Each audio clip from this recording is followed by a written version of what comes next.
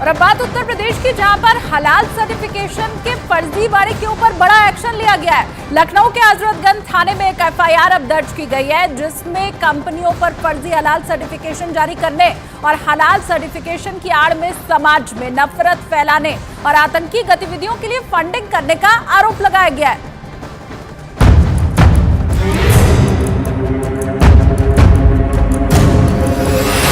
फर्जी हलाल सर्टिफिकेशन पर सीएम योगी की स्ट्राइक। नफरत फैलाने वालों पर यूपी पुलिस का एक्शन। खानों की चीजों पर हलाल का सर्टिफिकेशन देने वाली कंपनियों पर उत्तर प्रदेश में बहुत बड़ा एक्शन लिया गया है। लखनऊ के हजरतगंज थाने में जो मामला दर्ज किया गया है, उसमें इन कंपनियों पर बहुत ही बड़े आरोप लगाए गए हैं। फर्जी हलाल सर्टिफिकेशन पर लखनऊ पुलिस ने बड़ा एक्शन लिया है। कई कंपनियों के मालिकों और मैनेजमेंट के खिलाफ राष्ट्र विरोधी गतिविधियों में शामिल होने और आतंकियों को संगठनों को फंडिंग करने का आरोप लगाए हैं। जिन कंपनियों पर आरोप है उनमें शामिल हैं Halal India private limited Chennai, Jamiat Ulema Hind Halal trust Delhi, Halal council of India Mumbai, Jamiat Ulema Mumbai. इन कंपनियों पर आरोप है कि ये जन आस्था के साथ खिलवाड़ कर रही थी और इन पर दंगा कराने का भी आरोप है। जिन धाराओं पर मुकदमा दर्ज हुआ है उनमें शामिल है आपराधिक साजिश, समाज में नफरत फैलाना, अवैध वसूली, जालसाजी। उत्तर प्रदेश सरकार ने जहां इस पर एक्शन लिया है, तो वहीं अब इस पर सियासत शुरू हो गई। उत्तर प्रदेश सरकार ने इसको गंभीरता से लिया है। सुसंगत और गंभीर धाराओं में एफआईआर दर्ज की गई है।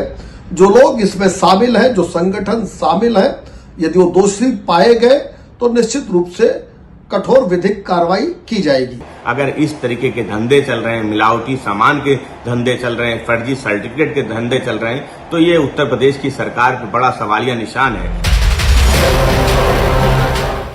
एफआईआर के मुताबिक इन कंपनियों पर आरोप है कि ये शाकाहारी चीजों जैसे तेल, साबुन, टूथपेस्ट और शहद वगैरह में भी हलाल सर्टिफिकेट जारी कर रही थी और आरोप है कि इसके जरिए एक खास समुदाय के लोगों को बरगलाया जाता था कि वो हलाल सर्टिफिकेट वाले ही सामान खरीदें, जिससे दूसरे कारोबारियों का नुकसान होता था और साथ ही समाज में नफरत का माहौल पैदा हो रहा था। साथ ही ये आरोप भी लगाया गया है कि ये कंपनियां अपनी इस साजिश से जहां देश को कमजोर करने में जुटी थी, तो वहीं आतंकी संगठनों को फंडिंग भी कर रही थी।